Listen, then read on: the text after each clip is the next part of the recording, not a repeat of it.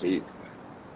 All right, guys, welcome back. I know you probably haven't seen these two faces in a very, very long time, but we missed you. So we're back. I'm Dom, that's Gonz. Welcome back to our first off-season stream on Dom and Gonz Sports Talk. Gonz, it's been about 9 years, but how you doing? I'm doing all right, thank you. Off season 2025, let's get it.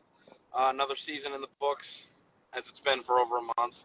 Well, no, it hasn't been a month yet. Super Bowl seems like it was like 2 months ago, but it only was Yeah. a few weeks. We were just now getting into March. Um, but yeah, Super Bowl was pretty bad.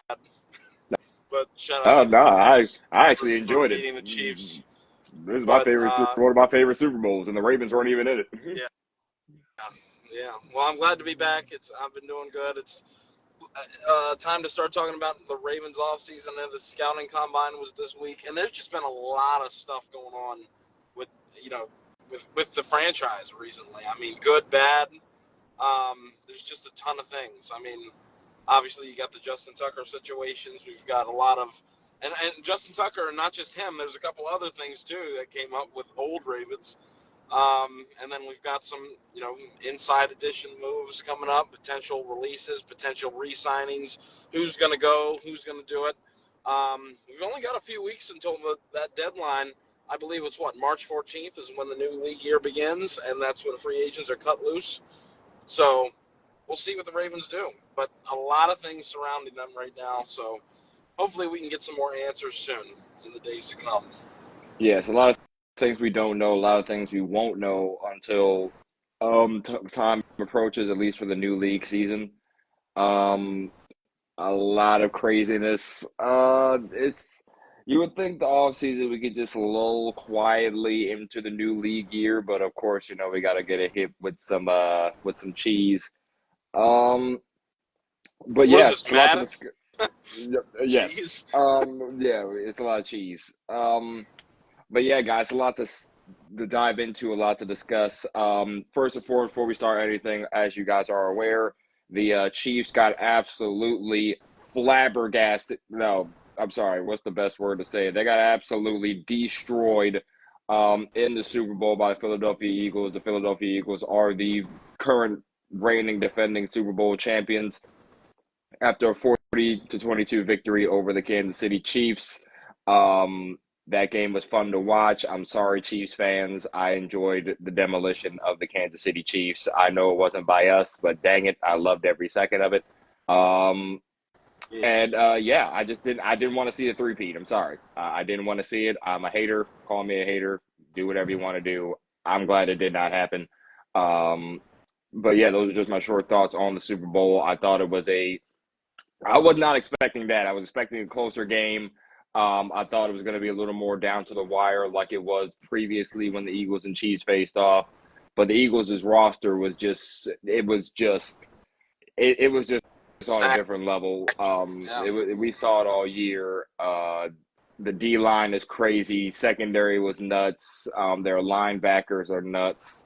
Um, it was their offense could do whatever they want when they wanted to. It was the run game actually was not working. Let me fix that. The run game wasn't working as effectively. Saquon didn't have the greatest game, but to be honest, he didn't really need to because of the fact that the No. defense was getting stops consistently, like consistent stops, and the garbage, like the points that the Chiefs got to get the 22 was pretty much in garbage time. So I mean, shout out to the Eagles, man. Current reigning defending Super Bowl champs. Gonz, any short thoughts on the Super Bowl? Yeah, it was boring. I was kind of not even half paying attention, but it was pretty. It was cool to see the Chiefs lose, but I'm not exactly a fan of Philadelphia either. So it was. I didn't like either of the teams, but yeah, either one, it would have been cool if both of them lost. I would have found some positives for either one of the teams going down. But yeah, good job, Eagles. They did. They should have won it 2 years ago, and now they got their ring. Yeah, clearly the best team. Um, but yeah, I don't really I don't have too much else to say about it because I'm still annoyed at what happened with Baltimore. It just shows you when you have look at the Eagles. They had a stacked roster. They got the job done. And then the Ravens, you already know how they play in the playoffs. So I'll touch on that a little bit later. But I'm pretty much done with with this Super Bowl talk for Baltimore until they show me they can play in the playoffs. I'm finished. I'm not gonna hype it up. I'm still gonna watch. I'm still gonna come on here. I'm still gonna get excited. But this preseason or regular season Super Bowl pick stuff, I'm done. Finished. Because they just do not know how to perform when it matters. And until they do, I'm not picking them to ever win a Super Bowl with how they are currently constructed. Call that harsh, but it is what it is. I'm done. I'm done getting my hopes up just for stupid crap to happen. But see, the Eagles, they got it done. That's what you're supposed to do when you're the best team in the NFL, best constructed roster. They should have been the 1 seed, honestly. But they took a stupid loss, and the Lions took it over. But yeah, that's all I really need to talk about for the Super Bowl. Why don't we start talking about some of this Ravens Yeah, I was stuff? about to dive into that. But Yeah, before we move on quickly, I don't think it's too harsh of what you're saying. yeah, I can't blame you for feeling that way, and I feel like a lot of fans are starting to feel that way. It's just really, it just really gets to a point where the expectations are there, but when they're not being met, it's just at this point, what do we look for? What are we looking for with this team? I mean, it's pretty simple. There's Super Bowl aspirations every year that Lamar Jackson is taking the snaps, but at this yep, point, it's just that when it comes to the playoffs, it's the same old story. So I don't think you're yeah, harsh for feeling that way. I just think you're fed up, and I feel like you're rightfully fed up. And I can't blame you for not having those expectations anymore until something is proven. Because I mean, you have a right to feel the way that you feel, and I agree with you yeah. in It's that sentiment. Yeah, but yeah, I just want to make that quick point before we move on. But heading awesome. into the Ravens' off season, obviously we've had a lot of things happen in the span from the Super Bowl up until this point. Um, in case anyone has not been aware, the salary cap for this year in the NFL has risen again to a little over, I believe, $277 million, taking the Ravens' salary cap from about a little over 9 million to a little over 12 million. So not really still a lot of breathing room for this Ravens team, but a little more money than they had to start with. So that is something. As far as who could go, who could not go, there have been rumors in the mill. Um, Marcus Williams recently, I think there was a report that came out yesterday. Marcus Williams saying he is prepared to be cut from the Ravens. I'm guessing they're Not probably going to do that. surprisingly. Yeah, not surprising. He was benched last year, unfortunately. So he probably will be a post June 1st cut designation. Also, a lot of rumors about a potential Mark Andrews trade. And I want to stay on the Mark Andrews trade very, very just right now because a lot of people talking about Mark Andrews following the the the um the divisional game in the playoffs against the Bills. Obviously, did not end the way we wanted it to. A lot of things did not go our way in that game. Let's just start off first. It was not just Mark Andrews. So before we get into Mark Andrews' play, I just want to say that that was a full-on team loss in that game. A lot of things could have went better on both sides of the ball in regards to that. But what gave fans the pause for cause was Mark Andrews' fumble on one possession and then the drop 2-point conversion that would have tied the game. Gonz, I want to get your thoughts very quickly on a potential Mark Andrews trade and what that could mean for the Ravens going forward if All they right, do trade him. all right. Listen, if they do trade him, it's don't get it twisted. It's not because he had a bad game. It would be because of money reasons. Because they can save 10 million by shipping him out in cap space. So you can address other needs there, and you have Isaiah Likely in the back, not the backfield, but right behind him at tight end spot number 2.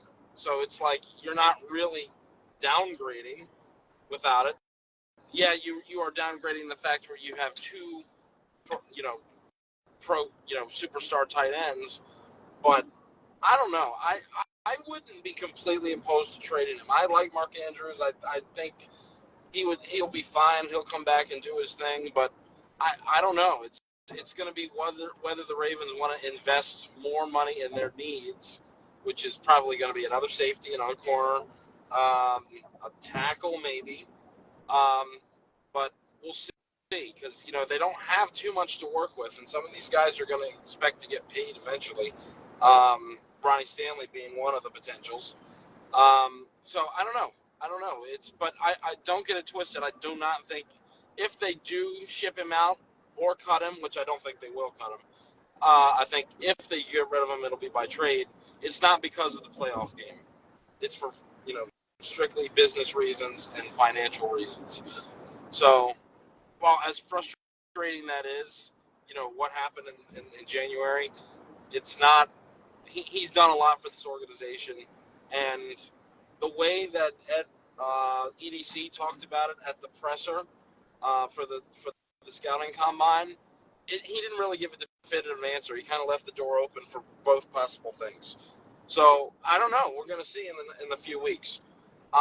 If I had to make a prediction, I don't know, man. I'm. This is a hard decision to make because I feel like the Ravens do value this guy, but at the same time, you can't. Some change could be needed for both sides. I'm going to say they find a way to keep him. They'll probably restructure his contract, but they're going to have to because that $10 million cap hit is way too much. Yeah, I think honestly, for me, I agree. I think Andrew stays on this roster. I just don't think it would there's a. not surprise me though if they do trade him. That's a better answer. Yeah, I see your point. I think he stays on the roster. I don't. And when it comes to the front office, I know the front office isn't making this decision based on the playoff performances. I know fans. I've seen a lot of fans tweet about it regarding the playoff performance last year in the divisional game against the Bills. To keep it fair, I think Mark Andrews is still one of the best players we've had on this roster since the Lamar Jackson era started. I mean, shoot, he struggled earlier in the year, and then he just turned it up, caught 10 touchdown passes consecutively in a row. Like, he's a lot of what this Ravens team needs, but I just don't see – I honestly see why fans are frustrated. I can see why fans were acting the way that they were acting, especially the way our playoff runs have been going as of late. I just don't think that's I don't think it's a good reason to cut him. I know from a business or trade him. I know from a business standpoint, I mean, when it comes to $10 million in cap savings, that can go a long way to trying to satisfy some needs on the defensive end or the offensive end of the ball. But my thing is, like, Andrews is Lamar's jelly. You know what I mean? He calls them both peanut butter and jelly. Like, I just don't think Lamar signs off on a Mark Andrews trade, in my humble opinion. Those two are literally like the best of friends. I think from this standpoint, you just try to find a way to work likely in more compared to trying to find a suitor for Andrews. I do know that all three contracts are up. I think all the tight end contracts are up after this year. So some of them will have to be re-signed at some point. Now, the thing is, what do you do from a value standpoint if all their contracts are going to be up? Do you get rid of one to try to get something for one of them rather than nothing for either one of them? Or, like, how do you build that? And I think that's why you look at it from the business perspective. If Andrews is going to cost you $10 million on the cap, do you just try to make it work with him for this 1 year and try to work out something? Or do you try to talk to him about, facilitating a trade? These are the questions that I have. I still think he's going to be on the roster this season. I just don't see him. Me personally, I don't see him not being here. Would not be surprised if there is a move made when the new league year begins. But I just don't see an Andrews trade in the future. Ravens fans, trust me, I understand the frustration. I understand getting bounced again. It's not fun. Nothing's fun about losing in the playoffs at all. But the reality is, Mark Andrews is a Raven. He's earned it. Whatever he wants, or whatever decision he feels like needs to be made, he's earned the right to be part of that conversation because of what he's done for this team and this organization since he's been here. Yeah. So yeah, I guess we're in agreement on that. Pretty much saying the similar things. there's a couple other people that we should talk about, impending free agents. Ronnie Stanley. We already talked about, yeah, Marcus Williams we already covered. He's expected to be gone. Ronnie Stanley, I touched on that earlier. This guy has missed so many games over the last couple of years, but this season he played in all 17, and had a great year. He had a Pro Bowl season, and he did a pretty good job for the most part. There were a couple times where he did give up instant sheds or whatever, but who doesn't? But a very solid year from Ronnie Stanley. Now it's going to be up to whether the Ravens front office can A, afford him, or B, if they can't afford him, trust him to stay healthy. So yes, he had a great year this year. Do they give him that extension? I do not know. But Ian Rappaport yesterday said that the Ravens are working on a deal and are, I guess, close. Is that the way he phrased it? I would say close. Yeah, so if they are able to get a deal done, that's cool. I mean, then we could direct our money somewhere else, because if we do not get Stanley back, we'd have to do more reshuffling on the O-line. We'd probably have to slide Rosengarten over to left tackle or sign somebody else. I don't know. But last year we had moving parts at the beginning of the year, 3 moving parts on the O-line, and that was kind of an issue for the first couple of weeks. So if we're able to avoid that, we might be able to start faster a little bit, as opposed to starting 0-2 or 2-2 after the first 4 weeks. So I don't know. I wouldn't be mad at bringing back Stanley. He had a good year. I just hope he can continue that good play if he can stay on the football field. But if last season is any indication, then he should be primed to have a good stretch of years to come. So we'll see what happens. But they're going to have to clear out more money, because if they sign him, he's going to want something more than just a little bitty contract. So it's like you're going to have to clear somebody out, some more people out, more than just Marcus Williams, if you want to be serious and address those needs, because there's more than just offensive line needs and stuff. I know the Ravens are also linked to Jair Alexander potentially coming over in a Green Bay Packers trade. That would be a splash move. So if you want to get somebody like that, you gotta have the cap space for it. But yeah, what do you think about Ronnie Stanley? Do they bring him back or not?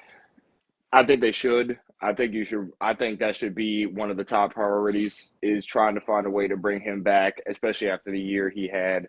The offensive line overall to end the year was pretty solid, I will say. I know some of our guys. Man, sorry. I know some of our Yeah. guys are free agent. I know a lot of our guys in the guard spot were free agents going into this year. I think McCary and Falele were heading into free agency this year. As far as Stanley goes, Lamar Jackson's blind side has to be protected. There's no doubt about it, and Stanley is one of the best to do it. I know if we don't, there's going to be a lot of teams that are going to want to offer him a bag. So one of those teams being most likely the Kansas City Chiefs. Oh, They're going to want God. to upgrade on that No. left. Exactly. The Chiefs are going to want to upgrade that left tackle spot, especially after the Super Bowl, after getting absolutely demolished in the trenches. Like, they're going to want to upgrade at that position. Pittsburgh. I didn't know that. I didn't even hear about that. Yeah, I read some articles that he was a Pittsburgh would be a really great fit for him. So if the Ravens don't sign him, then that their division rivals will scoop him up, just like they did for Patrick Queen. Yeah. Please don't. I don't want to. Yeah, exactly. Like, I would rather. It wouldn't hurt me that much. It would hurt me just as much as Patrick Queen did, which wasn't that much. But yeah, I don't want Pittsburgh to get an upgrade. So he's better than any O lineman they have. I agree. I agree with that sentiment. I just don't. I think you try to secure Stanley on a longer term deal. I think he's 30 now, 30, 31. He's got a few good years left in him. I say you capitalize on that and give him an extension. I know there's obviously going to have to be a lot of money moving around, right? You're going to have to, whatever cuts you make, whatever restructures you do you restructure Lamar Jackson's contract, Marlon Humphrey's contract, Roquan's contract? Like, there's so many things that are going to happen for this money thing to work. But I say you try to get Stanley at least on another 2-3 year deal if you can. Give Lamar Jackson blind side. You can keep Rosengarten on that right side, and then you still have to save up some money because you have Kyle Hamilton's contract coming up, and you got Linderbaum's contract coming up. So Yep. there's a lot of moving pieces you're going to have to make work. But the first things first, you get Ronnie Stanley locked up on a longer term deal, and then you worry about everything else after that. So yes, I do Next year think is going that to be expensive. You're it's right. going to be very, Linder, very expensive. Flinder, they'll have to decide if they do the 5th-year option or whatever, or Which, extension. Same for Kyle because they were which drafted in 2022. So that'll be their 4th year. This is their 4th year coming up. time flies Wow. when you're having a good time, man. Yeah, and no Super Bowls. I'm not having a good time. That's a good point too. Yeah, and that's my fears. Those are my because as much as I understand why Ravens fans are saying like, "Oh man, we need to spend a bag. We got to go all in free agency." People have to understand we still have young players that need to get paid. Like Hamilton, one of the best safeties in football, is going to want one of the best safeties in Mm-hmm. football money. You know what I mean? Linderbaum is going to want top 10 center money. You see what I'm saying? Mm-hmm. Like, these guys are Yeah. not going to be cheap. So, trust me, I am also tired of the Ravens going into the bargain bin and getting Dollar Tree branded stuff. But at the end of the day, this is just where we're at when we have players and we have homegrown talent that are exceeding expectations and then some. So, at that point, we just have to be patient and we just have to pray that things work out. Let's see what the cost of them have in the tank. I'm sure they've been looking over every single savings that they can make going into this off season to see what could work. There are some names out there, even in the trade market, who could give us some value in certain positions. I think, like you brought up earlier, Jair Alexander. I think he'd be a great fit for the Oh Ravens, yeah. and Mm-hmm. you probably could be able to get him on a good trade and a trade that might not cost you that much, honestly. Now, mind you, you can make the cap money work. That would be even better, but I don't see why you don't, try to go after that.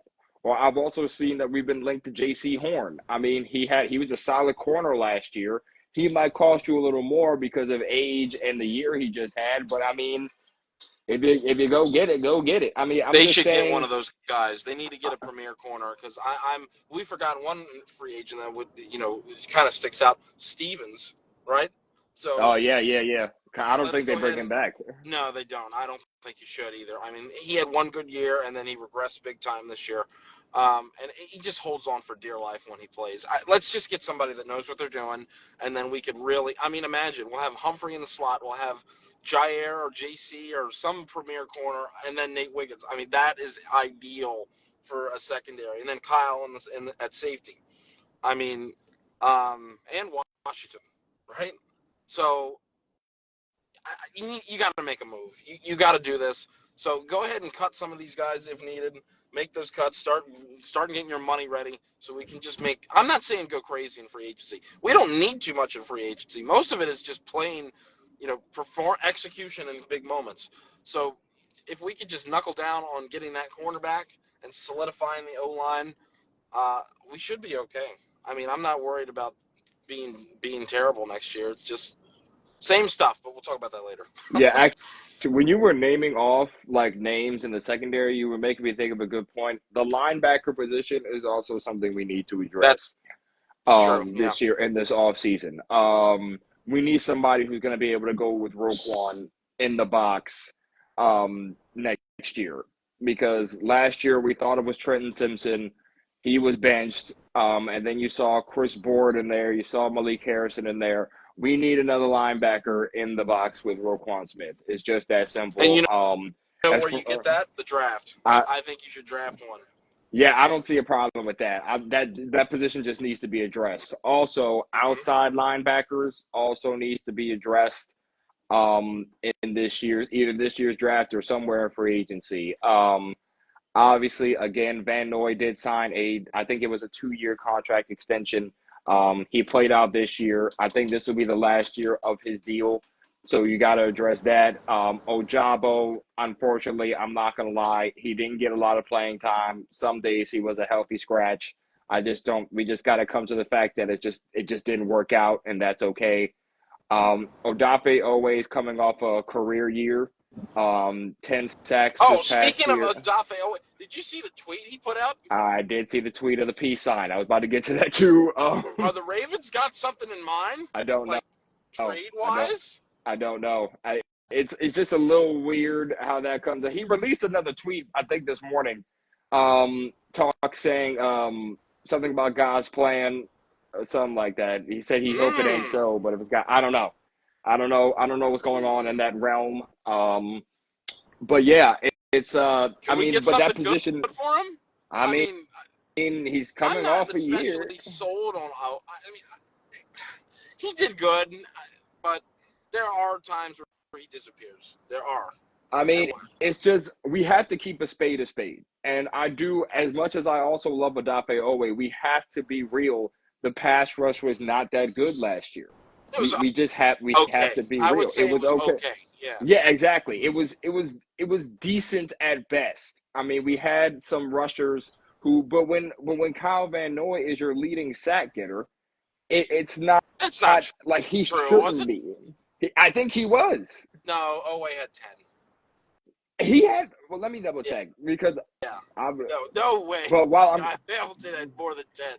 I'm gonna double check. But as far as the edge rusher position is concerned, we have to address that need because Matabike. I don't know if you saw the stats, but Matabike was double teamed. He was a top 5 player in double teams last year, and it was easy to do that when your edge rushers aren't getting home as much as they should be, and they're not creating that And pressure. it wasn't there in the playoffs either. I mean, It was not. It just wasn't. it You was have to be real about okay in that. the Steelers game, but it just not enough. Not enough. And I the mean, in Bills the had beginning of the a, year, it was on fire. I mean, we had a couple games where we were just swarming. Like that, the first 3 quarters of that Dallas game, relentless. The Bills game, pretty good.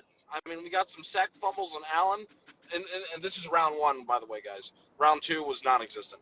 And it was pretty good. I was impressed.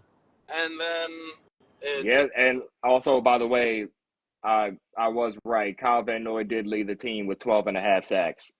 oh, I thought you were talking about Hamilton. I completely Oh, forgot for a no, minute. no. I said Kyle Yeah. Van Noy. Oh, Van Noy. Van Noy led the team with 12 and a Well, half sacks. oh, okay. Yeah, yeah. When you said Hamilton, I don't know. I don't know what I was thinking. Yeah, Never mind. I so forgot about Van Noy. That's how long I haven't been thinking about Baltimore that seriously. So I'm ready to get back in the groove and do some weekly shows. yeah, so like that's what I'm saying. As far as Van Noy being your leading sack getter, like our young guys have to like get more consistency in the trenches because I just have not seen it. I have not seen it. Owe again is coming off a career year. I want to stress that as much as possible. He had 10 sacks. This is his first double digit Mm-hmm. sack season since being drafted. Um, but at the end of the day, like again, like you said, there were games when we needed it the most and we did not get the pressure that we've seen. And I'm not saying we have to play like the Eagles played against the Chiefs in the Super Bowl when Patrick Mahomes just didn't know where he was at all game. I'm saying like it would be nice to have some fear on the edges for like for other teams. Like I feel like like when you see Matabike getting double teamed, other than that, you're not really worried about anything else. At least from what I saw last year. So I think the linebacker position in general needs to be addressed in this offseason. And I don't know what the Ravens do to address it, but the draft, we might need to see some get drafted. I'm not going to lie. Yeah. And we'll see. And we also talked about there could be some trades being made too. I read a couple articles about potential signees we could pull in. One of those being the Titans guy Landry. I Harold did see Landry, that 28 years old. they asked him the Titans gave him permission to seek a trade. Yeah. So you could go snag somebody else, but I don't know. We just haven't. Okay. Sorry.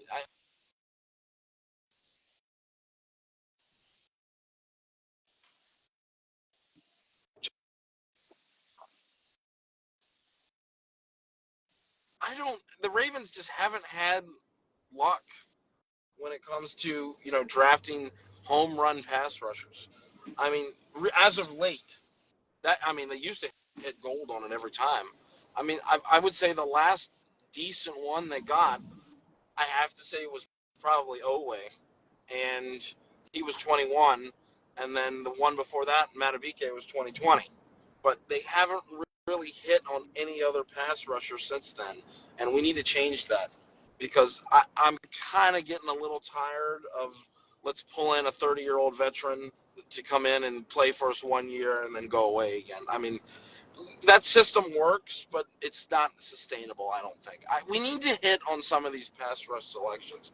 So I'm hoping that we can maybe do some extra good scouting this year and maybe draft one that is actually a keeper because everyone else just is not that amazing. I'm sorry. Tavius Robinson, he shows flashes, but overall, not a dominant, force. We need to get somebody that could be it doesn't have to be a TJ Watt caliber type of player, but somebody that can be a threat every single game and not just disappear for 3 games and then come out and have 3 sacks and then go away again and then, rinse and repeat. We need to hit more on the pass rushing department. That used to be a staple of this defense back in the 2000s. We need to hit back on those. I agree with you. I mean, it's one of those things where, like, again, nobody commandeers the trenches anymore. And it's like there's no, like, teams that play us these days are probably like, oh, okay, well, let's just double team Namdi and, we'll let everything handle how it handles. Like, that's just how it seems like it's been at least this past year. And the edge position is super, super important. Like, you saw how important it is in that Super Bowl. Like, you saw, like, dude, I haven't seen, like, to be fair, as much as you were correct saying that Super Bowl was pretty boring, dude, Mahomes was running for his life all game. Oh, I know. Like, it was just Yeah. like, and that's how you throw quarterbacks off. You have to throw them off their rhythm. Like, when we're playing them, we have to be able to knock them off their rhythm. And that's what the Eagles did. They successfully knocked him off his rhythm to the point where he was throwing those ducks and those Stevies, those interceptions, like, where he was throwing bad passes. Like, you have to be able to generate that pressure. And I'm not saying it's going to happen every game. I'm not saying that they have to play perfectly every game, because obviously that's just not the case. But, man, it's just like there has to be a dominant force. Like, you have to have at least 2 guys on your defensive line that is going to generate that type of heat to be able to knock a quarterback off his rhythm. And right now, honestly, I feel like we really only have one. And when he's getting double teamed like that, it's hard to get pressure on opposing quarterbacks because they'll have all day. Like, they will have all day. So you have to address this position. Not only in the middle linebacker, you need outside linebackers. Like you said, they have to hit on this because at this point, we have not. We just haven't. They took a chance on Ojabo when he was hurt, thinking that he was a sleeper. Unfortunately, it's just not the case, unfortunately. And it sucks to say that. It really does. But we just have to call a spade a spade. It just did not work out, and that's just the reality of the situation. Owe, I don't know what they do with him. Do they keep him after the 10-sack season he had? Do they give him like that little Bateman extension that they gave Bateman, like a 2-year type thing? Like, I don't know what happens. Do they include him in a trade package? I don't know. Like I said, Van Noy is playing on the last year of his deal this year. So after that, you're still going to want to get younger. You know what I mean? Like, it's just the defensive line position, I think, should be one of the focal points this year. It has to be addressed because you can't just, like you said earlier, you can't just keep trying to find veteran players, 30-year-old players, gluing them into the franchise and say, okay, can you help us out for just this 1 year? Like, you have to find consistency. If you're not going to find consistency, you're just asking you're just putting a Band-Aid on the problem. You're putting a Band-Aid on it. You're putting some Neosporin on it, and you're just going to try to hope that, everything heals properly. Like, it's just not going to work. You have to get younger, and you have to develop the position in order to be successful. And so far, we just have not. I think that they have a potential to do something with this Owe thing if they do decide to ship him. So I'm really curious to see what's going on and why he's tweeting you have to. They must be getting ready to move him. You wouldn't be putting messages like that if you're not getting cut or traded. Um, Traded hopefully because I want something to return. um, so we'll see. We'll see. It's going to get interesting. So yeah, I'm gonna be checking social media and seeing what goes down, and not just that department, but the other ones as well. With their Stanley signing, that could come any day now, guys. Because once that March 14th hits, they are free to jets to market. So we need to make sure that we've got our guys locked down that we want to keep before then. Um, so yeah, that's a little bit of a preview for the AF or for our free agents coming up. I know that the scouting combine is coming up, or is currently going on. It might be over now. I think it was Thursday, or is today the last day? Thursday, Saturday? I don't know. I think today is the last day, if I'm not mistaken. Okay, so I know Harbaugh and EDC are all there checking people out and seeing what they can find. Hopefully they can get some news on some of these guys Oh and yeah, maybe draft tomorrow a stud at pass tomorrow's the rusher last day. tomorrow. So it's Sunday. Okay. Um, but yeah, anyway, I think we should at least. I don't know if you have anything else to talk about at the end, but I think at least give your thoughts on the Justin Tucker situation. Um, it's just been kind of crazy. It came out of nowhere. Justin Tucker being and Justin Tucker, and not just him. There were some more out there too. Terrell Suggs pleaded guilty to pulling a gun on somebody. Um, Unbelievable. And then Steve Smith, I forget what he was. Something. He What was he allegedly doing? Was he he allegedly having slept an with affair? another man's wife. Yeah, Yeah. having an affair. Okay. Yeah. All right. I was right. Thank you. But yeah, the worst one being Justin Tucker being, 16 people, 16 allegations against him, for inappropriate behavior while getting treated for massages at various massage parlors, which he and his wife completely claim are false. So I don't know what's going on. I mean, that is I don't know. I'm not going to give. We probably know they're true. I don't know. I'm not going to speculate, but I just can't believe it's at him out of all people. Like he is the only guy standing from our Super Bowl roster, and that's it. We thought we know him, but this is the kind of crap he gets involved with. I mean, I think he should be off the team just because he's involved with this kind of stuff. I mean, I don't know how you can claw your way out of this unless there's just living proof that you did nothing. But I don't know. I don't want to spend too much time on it, but it's just a tough thing to see. And I know he had a down year. Did improve after the bye, but I think he's all but done in Baltimore and maybe the NFL after this. Yeah, I think it's over for him. It is one of those situations where, like you said, you thought you knew somebody, and apparently you didn't. And let's be real, we didn't know him. Like, I never had a conversation with him. The only thing I've seen him do is be in a Royal Farms commercial and kick the football. So at this point, it's kind of just, I agree. You got to get him off the team. It's just one of those situations where, you say you have this zero tolerance policy for a lot of the BS that goes on. In my opinion, you just have to kind of you got to set a standard. You have to set a standard that this stuff just will not go on. And as plain as day, you have to let other players know that this just won't be tolerated. It's very Yeah, unfortunate the that, Ravens got to make a move here. I think. yeah, I mean, I just didn't like the team's silence through a lot of all this. I feel as though they released that when the news broke at the end of January, it was kind of just like they didn't say much. I mean, when the article first posted, they released a statement, but it wasn't really anything like it. It wasn't anything. Just they were just saying, "Oh yeah, we're just going to let the NFL investigate," and that was about it.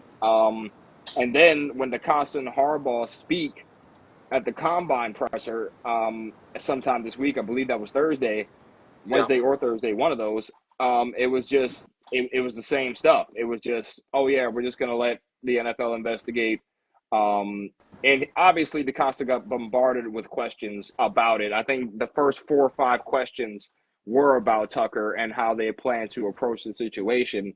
Um, Rightfully so, though. I mean, you gotta know what exactly the plan is. I know he didn't make it specifically clear. You know, he likes to speak in riddles, but DaCosta was saying that they are still most likely going to scout kickers um, at the combine and like just well, not the combine really, but for the draft. Probably looking at free agent kickers, and rightfully so. I think Tucker's time here most likely needs to be over. um, you just pray for the victims of the alleged inappropriate behavior um, that he exhibited. But it's just very, very unfortunate to see that this is what allegedly became of him between 2012 and 2016. It sucks, but hey, I man, also saw the picture that there's a one of the alleged companies that were putting in the allegations still have the picture of him and all of their staff up on their website, um, all the way through March 2023. And these happened all the way back in 2016. So I don't know. It's weird. just It's gotta. very weird. Did you read that article? I I did not see forget that what the name article. of the company was, but Tucker took a picture with the staff, and it was up on their website for up until 2023.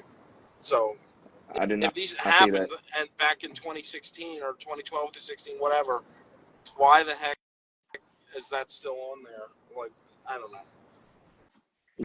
It's weird. Yeah, I don't know. It's, It's very unfortunate. Um, like I said, you just got to get him off the team, man. You just have to set a tone going yeah, forward that this type of stuff isn't tolerated, and you that's just as simple as that. And then you look for kickers. it's too I bad. Yeah, also I also would like to see what the NFL gets from this investigation because I know AG brought it up, but I mean, with the Deshaun Watson situation, he was suspended about what 11 games following his allegations and the lawsuit and stuff like that, and then he was able to return later in the year. I kind of wonder if the NFL kind of goes about it that way as far as his suspension is concerned. Um, to see how I just want to see how the NFL handles this. They've been in Baltimore. Reports, according to DaCosta, the NFL has been in Baltimore investigating the situation um, to see exactly what transpired. I'm guessing they talked to the massage therapists and the companies and things like that. The people who have um, started these have who came forward accusing Tucker. So I'm kind of interested to see how that plays out. But again, it's just super unfortunate. The situation, Tucker potentially being a sicko was not on my 2025 bingo card. But unfortunately, we are here. So that's just yeah, kind of what that's happens. terrible. Well, guys, I'm gonna have to jump off real quick. So I'm actually about to arrive at my destination, but I think Dom will take you all the rest of the way through and get you guys set up for what we'll talk about next time. I'm hoping we can go live again next weekend. But yeah, we'll talk about that later. But I gotta jump off. So Gonz is signing out. It's good to be back. Talking free agency. We should do a formal preview too of not only what exactly we need, and um, our draft needs as well. What we could be looking for in the draft. Draft's gonna be in Green Bay this year, I think, right? Yes, I think it'll So be we'll in talk Green about that. Bay, April 24th, April 25th. But yeah, all right. I'll catch you guys later. Dom, take the people the rest of the way. Copy that, good sir. All right, folks. Well, I mean, I think we covered everything we wanted to cover in a nutshell. It's pretty clear that the Ravens have a lot of positions they need to attack this year, addressing the secondary. I think defense is the primary need this year as far as team building is concerned. Not only just getting not star players, but not only getting players who potentially start and make an impact, but also depth. I mean, depth is one of those things you're always going to need in a team. So I think offensively they will also address some needs there. I think most importantly, they have to address the defense, especially the pass rush. And I would probably say pass rush first, secondary after. I think those are the key things here.